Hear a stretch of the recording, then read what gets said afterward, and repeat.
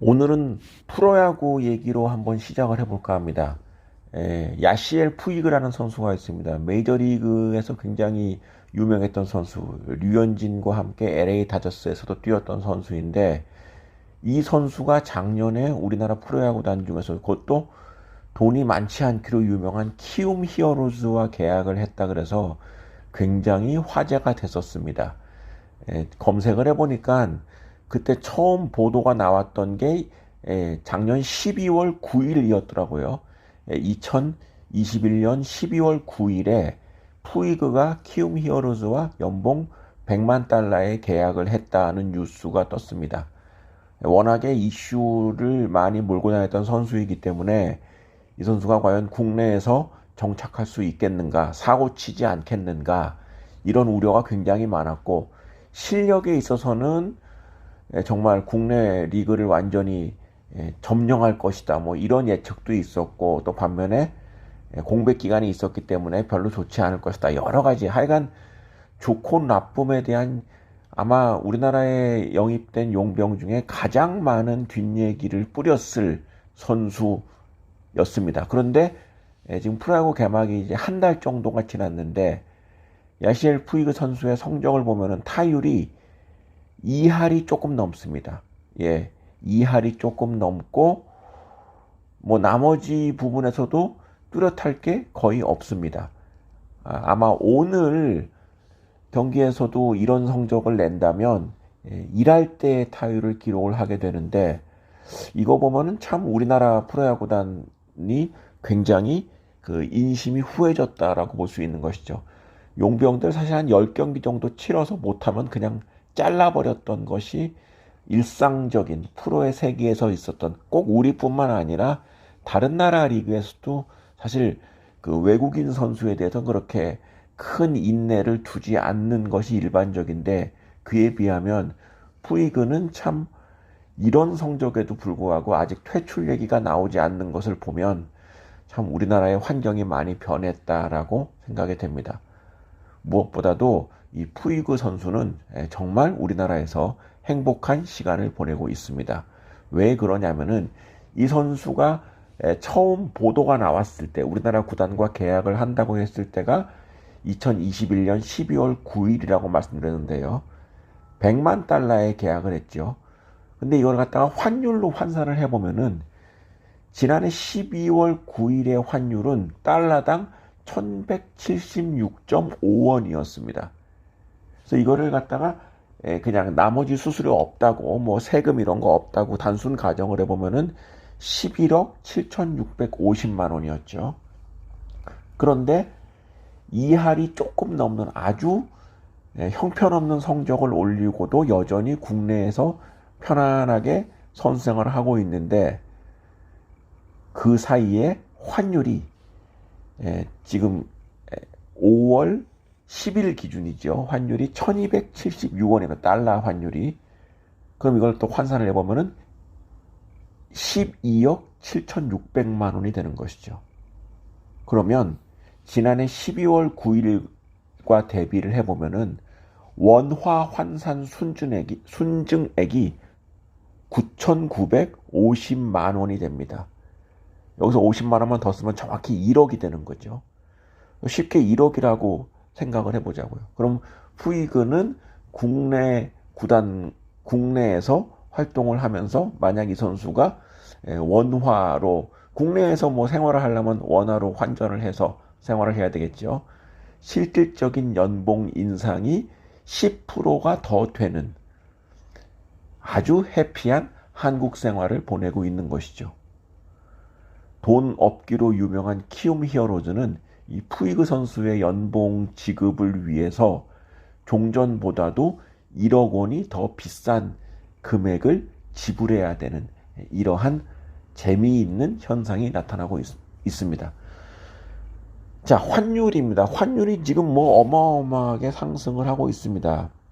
달러 환율 같은 경우 지금 이런 상황인데 뭐 이에 대해서 사실 푸이그 얘기를 길게 한 이유가 환율이 왜 이렇게 오르는가, 앞으로 어떻게 될 것인가에 대한 나름의 전망과 뭐 예측들이 있지만 이제까지 많이 환율이 올랐던 가장 근본적인 원인이라고 한다면 증시에서 외국인의 매도였다고 볼 수 있습니다. 우리나라가 지금 무역에서는 적자가 나지만 여전히 경상수지 흑자가 나는 나라이기 때문에 이런 국제수지 부문에서의 적자가 나지 않는 나라가 통화가치가 올라간다. 이 얘기는 자본시장에서의 외국인의 매수 매도 포지션이 굉장히 중요한 그 요인으로 작용이 되는데, 올 들어서 2022년 1월부터 지금 5월 10일까지의 외국인의 국내 주식 시장에서의 코스피 시장입니다만은 순매도 규모는 물경 11조 6,477억 원입니다. 11조입니다. 11조. 정말 어마어마하게 국내 주식을 매도하고 있습니다. 이렇게 11조씩 매도를 하고 앉아 있으니 코스피가 상승하기 어려운 것도 맞지만 환율이 열심히 원화를 팔아 제끼고 있으니 환율이 이렇게 상승하는 것도 이상하지가 않은 것이죠. 자, 여기에다가 요 최근에는 우크라이나 전쟁 이런 등등의 요인으로 인해서 거의 모든 원자재 가격이 상승한 상태에 있습니다. 자, 그러면 우리나라가 수출로 먹고 사는 나라인데 불행히도 우리나라 수출의 거의 80%는 수출용 수입이 아니겠습니까? 근데 우리 수출용 수입 비중이 이렇게 높은 나라에서 원자재 값 올라가지, 환율 올라가지 이래 버리면 수입 가격이 상승하게 되고, 이로 인해서 무역에서의 적자를 피할 수 없는 그런 상황인 것이죠. 요즘 마트 가보면은 정말 물가 인상을 몸소 체험을 할 수가 있습니다. 참 정말로 필요한 물건 아니면은 손이 가지 않는 이런 상황인데, 자, 이런 재반 환경 하에서 이제 증시를 얘기하기 이전에 푸이그처럼 외국인이 우리나라에서 달러로 수입을 올리는 사람을 제외한 거의 대부분의 국내 거주자는 생활 속에서의 어려움을 피할 수 없다. 이런 상황이라면 증시의 상승을 바라는 것은 참 어불성설이 아닌가, 이러한 생각이 듭니다. 그래서 증시가 굉장히 약세를 보이는 것도 어찌 보면 당연하다 할 수 있겠습니다. 자, 그래서 5월 10일까지 정말로 최악의 상황이 일어나고 있고, 이것이 국내뿐 아니라 다른 나라에서도 마찬가지의 지금 현상을 보이고 있는데, 모든 경제 현상이라는 것은 이러한 원인과 결과가 이제까지 나타났던 것이고 앞으로는 어떻게 될 것인가라는 예상을 또 해야 되는 그런 그 영역이 있겠습니다만은, 거의 모든 경제를 얘기하는 사람들이 앞으로 좋아질 거라고 예상하는 사람은 거의 없습니다. 지금과 같은 상황이 한두 개의 변수로 전환될 수 있는 것이 아니기 때문에 그러합니다. 그러나 요 최근 들어 보면은, 물론 이제 단기간의 얘기겠지만 5월 들어서 원자재 가격의 상승세가 조금 주춤해지는 것도 사실입니다.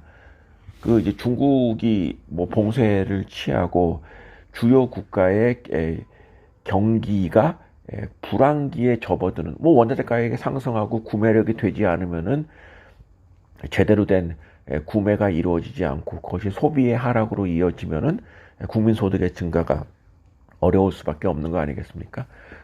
그래서 경기가 침체가 된다면 원자재에 대한 수요도 줄어들 수가 있는 굉장히 아이러니한 상황인데, 적어도 2022년 5월 달에 보면은, 물론 이제 짧은 기간이지만 그러한 움직임이 좀 나타나고 있다라는 생각이 드는 것이죠. 그래서 여기에 뭐 이거는 뭐 기대하기 어렵겠고 뭐 실제로 증시가 돌아가는 걸 봐야 되겠지만은 외국인들이 다 지금 엄청난 매도세를 이제 취하고 있는 이 상황에서 이 상황이 조금만 변화될 수 있다면 매도를 하더라도 그 매도의 규모가 좀 줄어들거나 혹은 순매수 기조로 전환되는 것. 물론 이제 현 시점에서는 기대하기는 어렵습니다만은 이제와는 조금이라도 다른 시그널이 보인다고 한다면 저는 뭐 결코 이 상황을 100% 부정적으로만 볼 필요는 없지 않겠는가. 나올 수 있는 악재는 거의 모두 나왔고 지금 시점에서는 뭐 모두가 긍정적인 얘기를 하는 사람이 거의 없는 이러한 상황입니다만은 뭐 역설적으로 얘기한다면 나올 재료는 모두 나왔다. 앞으로도 이러한 상황, 원자재 가격이 계속 급등을 하고 증시에서 외국인도 매도를 열심히 해서 뭐 이런 상황이 1년 내내 쭉 계속된다면 당연히 증시도 기대를 할 수는 없습니다. 그렇지만 물론 5월 달 들어서 작은 기간 동안에 원자재 가격이 지금 약세로 전환된 상황에 주목할 필요가 있지 않겠는가라는 생각이 드는 것이죠.